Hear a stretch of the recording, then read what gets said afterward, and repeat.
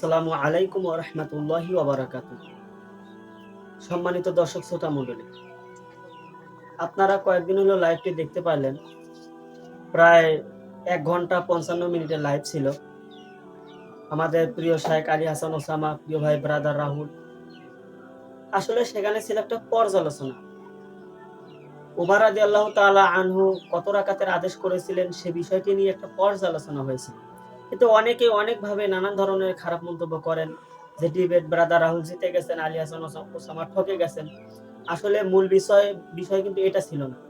মূল বিষয় ছিল যে উমর রাদিয়াল্লাহু আনহু কত রাকাতের আদেশ করেছিলেন, 11 রাকাত নাকি 23 রাকাত। আমি যে বিষয়টি দেখলাম, তাদের এলেমের গভীরতা অনেক অনেক দূর। তাদের তুলনায় আমরা কিছুই না।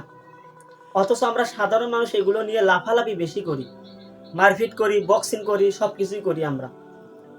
কিন্তু না, যদিও তাদের পর্যালোচনার মধ্যে ব্রাদার রাহুল অনেক কিছুই তাকে বলেছেন, কিন্তু শায়েখ আলী হাসান ওসামা এমন নম্রভাবে তার সঙ্গে কথা বলেছেন, মানে একেবারে ধৈর্য সহকারে, একেবারে নম্র ভাষায় তিনি ওয়াজ মাহফিলে যেরকম বক্তব্য দেন সেরকম কিন্তু কিছুই বলেননি।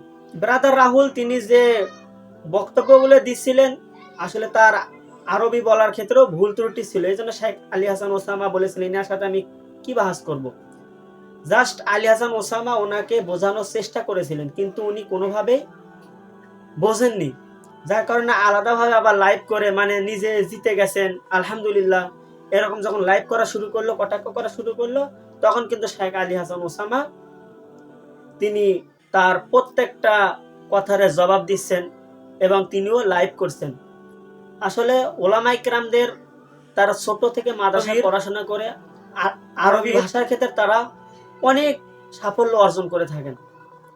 আর তারা ছোট থেকে যে আরবি ভাষা শিখেন, এ ব্যাপারে তাদের অনেক গভীরতা রয়েছে, ইলমের গভীরতা। কিন্তু ব্রাদার রাহুল তিনি জেনারেল থেকে যদি উঠে এসেছেন, আলহামদুলিল্লাহ, অনেক দাওয়াতি কাজ করেন।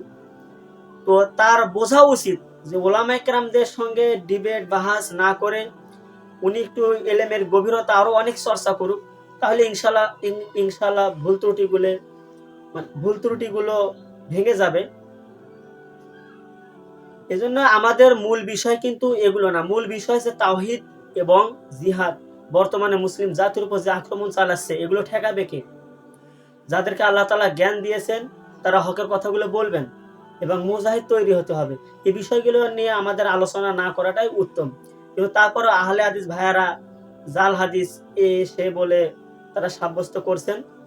আসলে শায়েখ আলী হাসান ওসামা বোঝানোর চেষ্টা করে সেখানে আসলে হাদিসগুলো কে নিয়ে আসলো, একেবারে মূল গভীর থেকে ওঠানোর চেষ্টা করেছিলেন, কিন্তু ব্রাদার রাহুল ভাই আমাদের কোনোটাই বোঝার চেষ্টা করেননি।